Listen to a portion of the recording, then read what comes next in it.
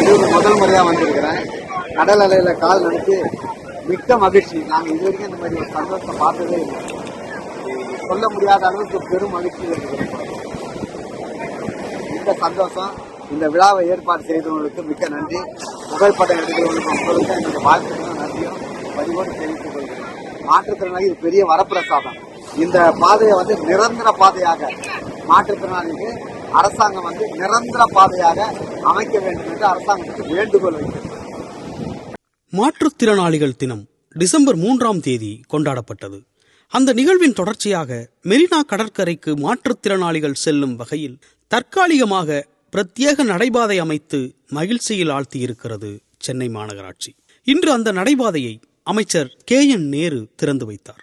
அமைச்சர்கள் சேகர் பாபு, திருவல்லிக்கேணி சட்டமன்ற உறுப்பினர் உதயநிதி ஸ்டாலின், மாநகராட்சி ஆணையர் ககன்தீப் சிங் பேடி உள்ளிட்டோர் இந்த நிகழ்ச்சியில் பங்கேற்றார்கள். மெரினாவில் நம்ம சென்னை செல்ஃபி மையம் அருகே துவங்கும் இந்த நடைபாதை 8 அடி அகலத்தில் கடற்கரை நோக்கி அமைக்கப்பட்டுள்ளது.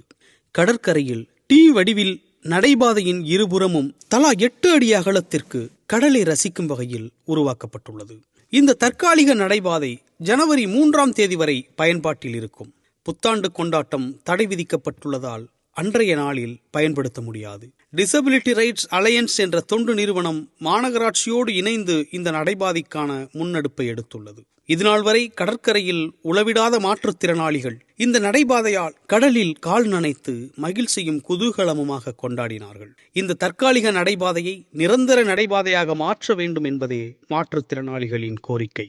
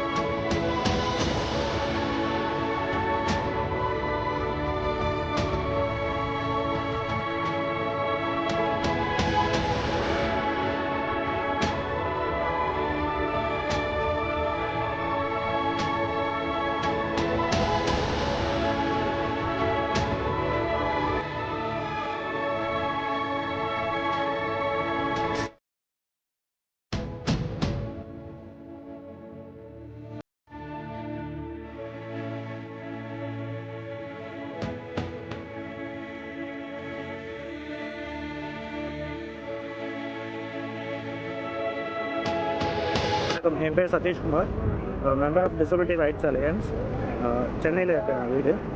ஸோ ஆக்சசிபிலிட்டின்றது பார்த்தீங்கன்னா ஒரு நாளோ இல்லை ஒரு வாரமோ இருக்க வேண்டியதில்லை. ஸோ அது பார்த்தீங்கன்னா பெர்மனெண்ட்டாக இருக்க வேண்டியது. ஏன்னு பார்த்தீங்கன்னா ஆக்சசிபிலிட்டி தான் ஒரு பர்சன் வித் டிசபிலிட்டியோட பேக் போன். ஸோ அது இல்லைன்னா அவங்களால வீட்டை விட்டே வெளியில் வர முடியாது. ஸோ அது பார்த்தீங்கன்னா ஒரு ஸ்கூலுக்கு போகிறதோ, காலேஜுக்கு போகிறதோ, இல்லை வேலைக்கு போகிறதோ, இல்லை ஒரு என்டர்டெயின்மெண்ட் எங்கேயா இருந்தாலுமே ரொம்ப நெசசரி. அப்படின்ற பட்சத்தில் accessible infrastructure and accessible transport ரொம்ப முக்கியம். அது வகையில் பார்த்தீங்கன்னா லீஷரும் ரொம்ப ரொம்ப முக்கியம். ஸோ எப்படின்னு பார்த்தீங்கன்னா ஒருத்தவங்க பீச்சுக்கு வரணும்னு பார்த்தீங்கன்னா வர முடியாது. எப்படி ஒரு டிரான்ஸ்போர்ட்டோ இல்லை ஆக்சசபிள் இன்ஃப்ராஸ்ட்ரக்சர் ரொம்ப முக்கியமோ அதே மாதிரி பார்த்தீங்கன்னா லீஷரும் ரொம்ப ரொம்ப முக்கியம். ஆனால் ஒரு பர்சனல் டிசபிலிட்டியை பார்த்தீங்கன்னா பீச்சில் அந்த ரோடு வரைக்கும் தான் வர முடியாது கண்டி, அதை தாண்டி உள்ளே வர முடியுது. ஏன்னு பார்த்தீங்கன்னா மண்ணில் வீல் சேரோ இல்லை வாக்கிங் ஸ்டிக்கோ ப்ராப்பராக யூஸ் பண்ணி உள்ளே போக முடியாது. ஸோ அதுக்கு பார்த்தீங்கன்னா டெம்பரரி பாத்வே தான் நம்ம 2016 பண்ணிட்டு இருக்கோம். டெம்பரரி பாத்வே எப்படின்னு பார்த்தீங்கன்னா உடன் டிராம்ஸ்னால ஜாயின் பண்ணி நம்ம போட்டுட்ருக்கோம்.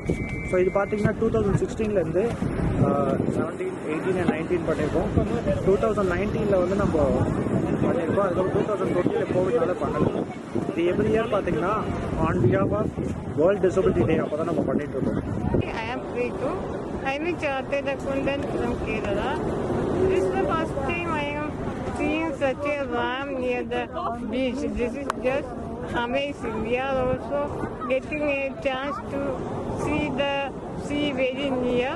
This is just amazing.